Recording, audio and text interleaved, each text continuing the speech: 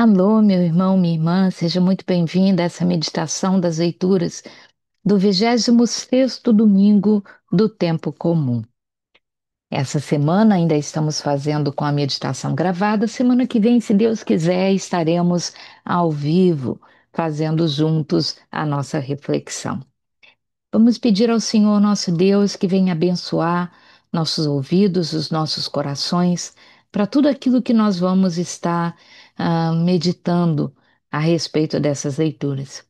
Que elas caiam no nosso coração e nos seduzam um pouco mais para Deus. E assim, cheios de fé, nós possamos proclamar essas leituras, para que elas possam ser instrumentos de conversão para muitos outros que estarão nos ouvindo nas missas desse final de semana. Enfim, que estejamos unidos e reunidos em nome do Pai e do Filho e do Espírito Santo. Amém. Vamos ver o que o Senhor tem reservado para nós nesse final de semana.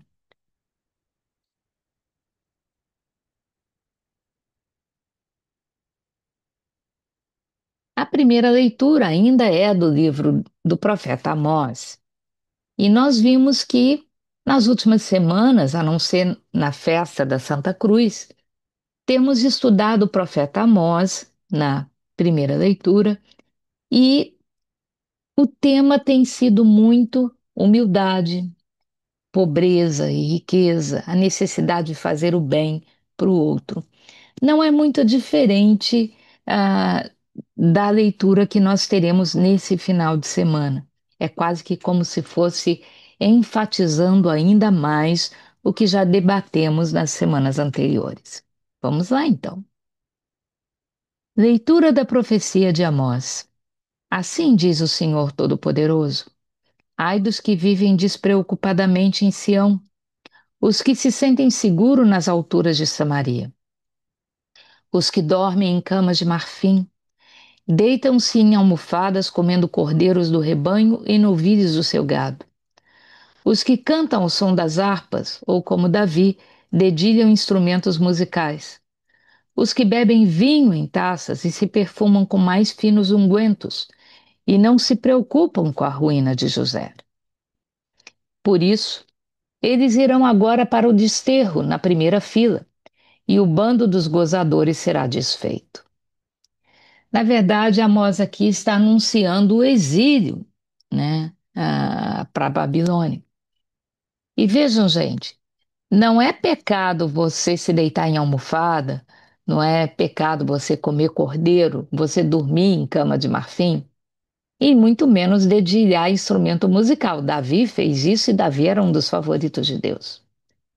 O que é pecado é você fazer tudo isso e não se preocupar com a ruína de José. Ou seja, você está no bem bom, enquanto ao seu redor você vê tantos que precisam do mínimo, do mínimo, do mínimo, e você não faz nada para ajudar. É esse egoísmo que é pecado, é essa cegueira, é essa indiferença com a miséria do outro que Deus condena.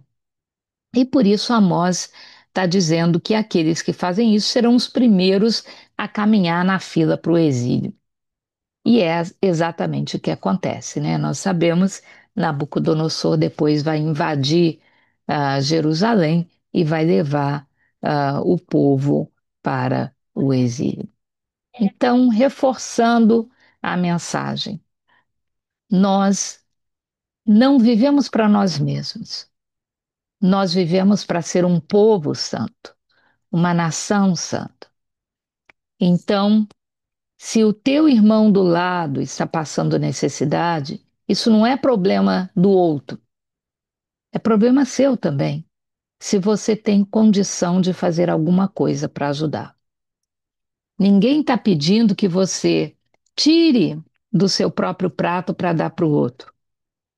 E nem estamos falando que a caridade necessariamente é uma doação financeira. Às vezes pode ser simplesmente um encorajamento. Porque quando o outro está passando necessidade, ele se sente tão derrotado na vida que ou ele rouba ou ele entra em depressão e desiste de viver. Às vezes, uma palavra de estímulo que faz a pessoa ficar de pé, a tentar mais uma vez, a confiar nela mesma, já é uma grande caridade. O que essa leitura está dizendo é pecado ficar indiferente. Como você pode usufruir do que você tem, quando você sabe que com uma migalha do que você tem, muitos outros podiam ter um pouco também, né? O Salmo responsorial, ele fala um pouco disso. Bendize minha alma e louva o Senhor. O Senhor é fiel para sempre, faz justiça aos oprimidos. Ele dá alimento aos famintos, é o Senhor que liberta os cativos. O Senhor abre os olhos aos cegos, o Senhor faz erguer-se o caído. O Senhor ama aquele que é justo, é o Senhor quem protege o estrangeiro. Ele ampara a viúva e o órfão, mas confunde os caminhos dos maus. O Senhor reinará para sempre. Ó Sião, teu Deus reinará para sempre e por todos os séculos. Então, o que nós vemos nesse salmo é que cuidar desse desamparado é a missão de Deus. Então, quando você cuida desse desamparado, você está servindo ao próprio Deus Altíssimo, aquele para quem nada é impossível. Se você serve aqueles que são de Deus, Deus mesmo vai servir você. É tão simples quanto isso. A segunda leitura é tirada da primeira carta de São Paulo a Timóteo, e é uma leitura lindíssima, que diz assim: Tu que és um homem de Deus, foge das coisas perversas, procura a justiça, a piedade, a fé, o amor, a firmeza, a mansidão. Combate o bom combate da fé, conquista a vida eterna, para a qual foste chamado e pela qual fizeste tua nobre profissão de fé diante de muitas testemunhas.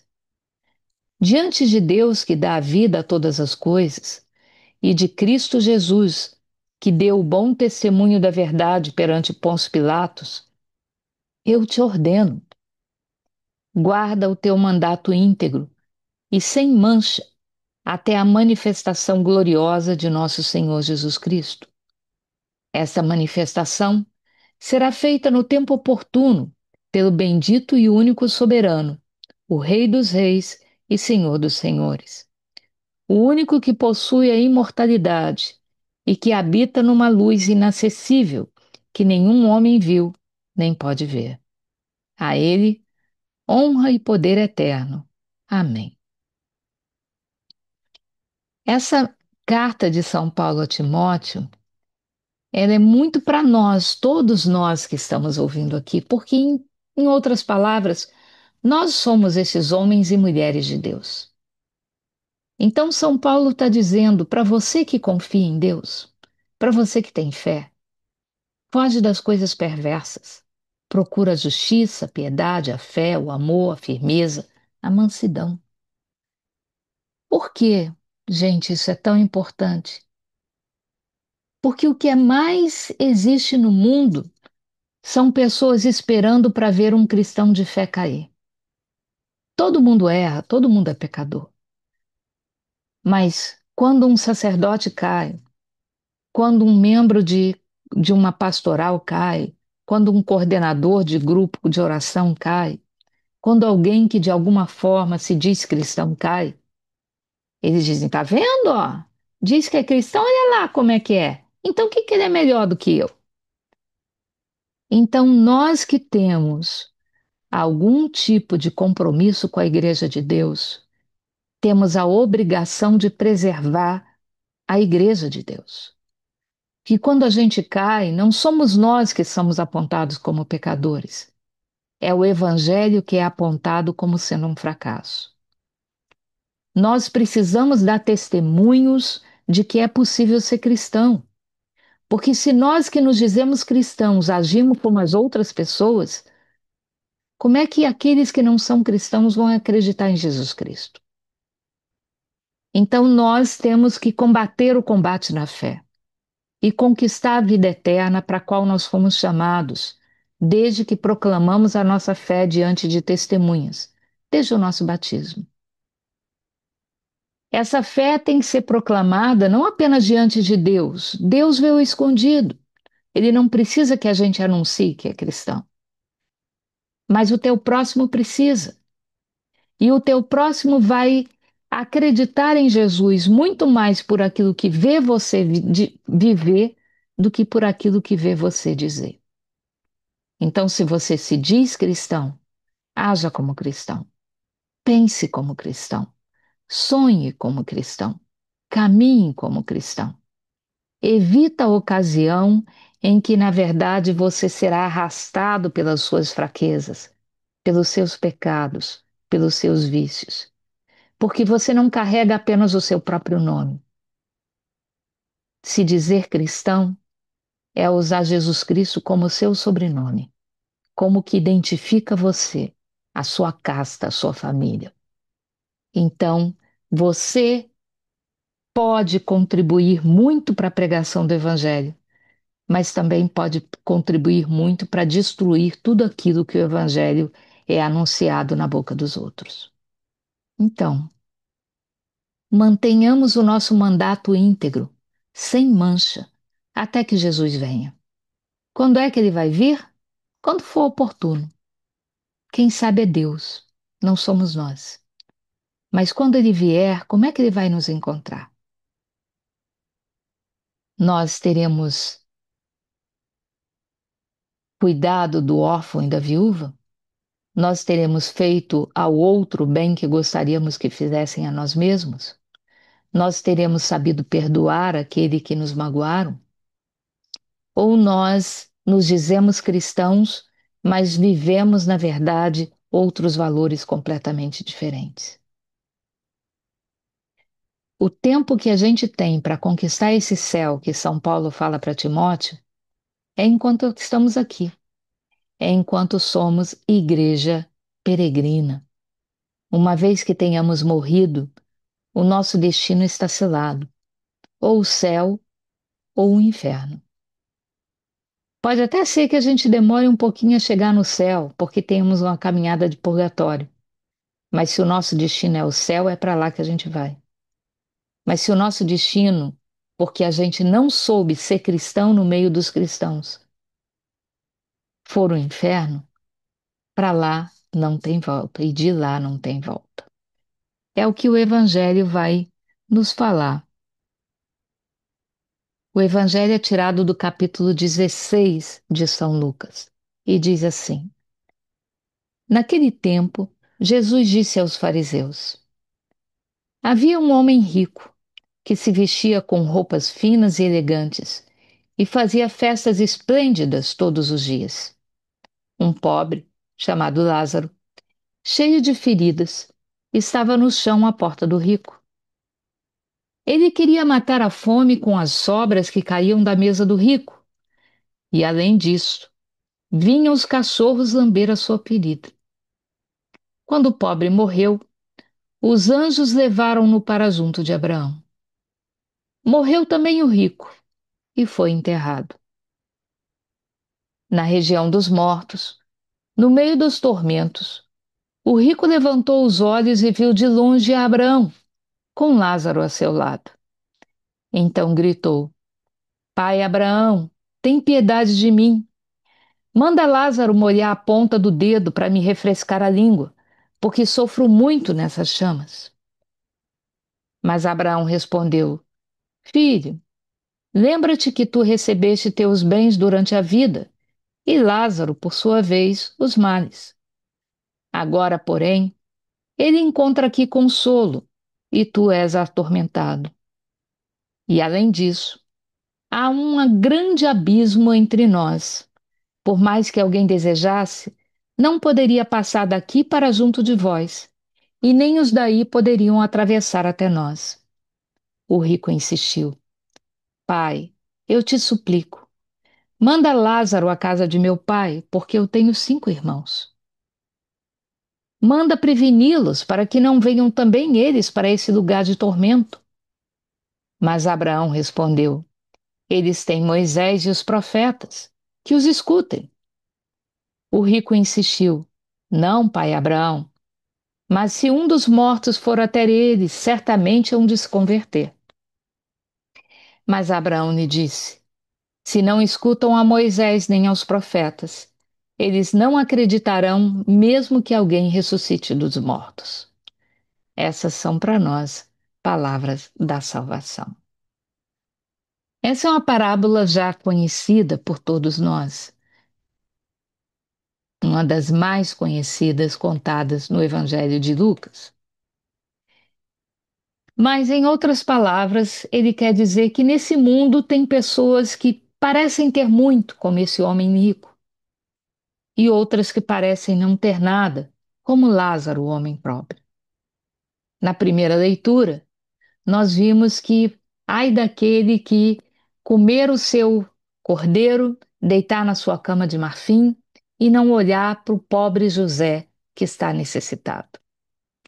O problema do homem rico não era ser rico, era não ver que, apesar de toda a fartura e das festas esplêndidas, então, se ele desse um pouquinho, não faltaria nada para ele.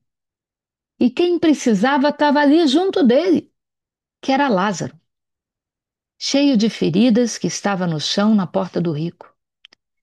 E nem as migalhas que caíam da mesa do rico ele tinha condição de comer. E quem cuidava das feridas dele eram os cachorros que vinham lamber as feridas. Vejam, você não sabe o nome do homem rico, porque ele era tão rico que não precisava de nada nem de ninguém, muito menos de Deus. Ele já tinha tudo. Mas você sabe o nome do homem pobre, porque Deus enxerga a pobreza de quem precisa e conhece pelo nome aquele que precisa dele. E o nome desse pobre era Lázaro. Os dois morrem. Os anjos vêm buscar Lázaro e levá-lo para junto de Abraão. O homem rico, que você não sabe o nome, é enterrado, volta para a terra. É como se para ele tivesse acabado. Ora, Lázaro é exaltado, ou seja, Lázaro sobe e o homem rico desce. Por quê? Porque ele era rico? Não, porque ele não soube ser generoso na sua riqueza. Na região dos mortos, esse homem rico levanta os olhos e enxerga Abraão tomando a brisa da tarde lá com Lázaro. E ele então grita para Abraão: Pai Abraão, tem piedade de mim e manda Lázaro molhar a ponta do dedo para me refrescar a língua. Então ele conhecia Lázaro, ele sabia o nome do Lázaro. Então ele via Lázaro e via a necessidade de Lázaro, mas nunca fez nada a respeito disso. Mas o que Abraão responde para ele? Tem um abismo. Você, na tua vida, recebeste os teus bens. Lázaro só teve males. Aqui ele vem para receber não bens, mas consolo. E você, que não precisava de Deus, não precisava então ser consolado, está aí, junto do partido que você escolheu, daquele que hoje te atormenta. Ora, existe um grande abismo. Quem está no céu não pode ir para o inferno. E quem está no inferno não pode dar uma escapadinha até o céu. O rico então diz para Abraão: Manda então Lázaro para a casa do meu pai, porque eu tenho 5 irmãos. Manda Lázaro contar para os meus irmãos o que acontece se ele não for bom nessa vida. Mas Abraão diz: Eles têm Moisés e os profetas, que os escutem. Vejam, gente, o rico insiste com Abraão: Não, senhor. Moisés e os profetas já falaram antes. Isso não mudou o meu coração, também não mudou o coração dos meus irmãos. Manda Lázaro. Porque o Lázaro já morreu. Ele já vê a consequência daquilo que acontece depois da morte. Manda Lázaro ir lá contar para eles por que que eles precisam ter cuidado e serem melhores em vida. E Abraão diz: se eles não escutaram a Moisés nem os profetas, não acreditarão nem mesmo que alguém ressuscite dos mortos. Nós sabemos que aquele que ressuscitou dos mortos é o próprio Cristo. Era de imaginar que quando as pessoas ouvissem o Evangelho de Jesus, as pessoas se deixassem seduzir por Deus, porque é aquele que já ressuscitou dos mortos nos dizendo o que que acontece. Mas nem assim. O pior surdo é aquele que não quer ouvir. E nós muitas vezes somos assim. Então, meu irmão, minha irmã, nunca sabemos quanto tempo ainda teremos de vida. Como diz a segunda leitura, o Senhor dos Senhores e Rei dos Reis vai voltar no tempo oportuno, mas nós não sabemos quando é o tempo oportuno. Então, o nosso momento de fazer o bem, de praticar a caridade, de dar de comer a quem tem fome, de beber a quem tem sede, visitar o doente, levar consolo ao preso, é enquanto estamos aqui. Não deixe para amanhã o bem que você pode praticar hoje. Também vimos aqui que não existe vida após a morte. Quando você morre, ou você vai para o tormento eterno, ou vai para a salvação eterna. Muitas vezes a gente pensa que tem o resto da vida para ser melhor, mas você não sabe quanto tempo tem. E por isso temos que viver cada dia como se fosse o nosso último. Que o Senhor nos abençoe e nos guarde. Que Ele volte para nós o seu rosto e se compadeça de nós. Que Ele nos mostre a sua face e nos dê a sua paz. É o que pedimos em nome do Pai, e do Filho, e do Espírito Santo. Amém.